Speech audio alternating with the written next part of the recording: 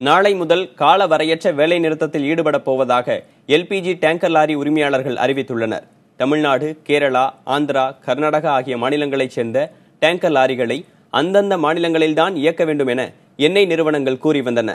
இதற்கு எதிர்ப்பு தெரிவித்துள்ள டேங்கர் லாரி உரிமையாளர்கள் பழைய முறைப்படி அகில இந்திய அளவில் டெண்டர் விட வலியுறுத்தியுள்ளனர். நாமக்கல்லில் நடைபெற்ற டேங்கர் லாரி உரிமையாளர்கள் சங்க பொதுக்கூட்டத்தில் இந்த முடிவு எடுக்கப்பட்டுள்ளது. வேலை நிறுத்த போராட்டத்தில் 4500 டேங்கர் லாரிகள் பங்கேற்கும் என லாரி உரிமையாளர் சங்கத்தினர் தெரிவித்துள்ளனர்.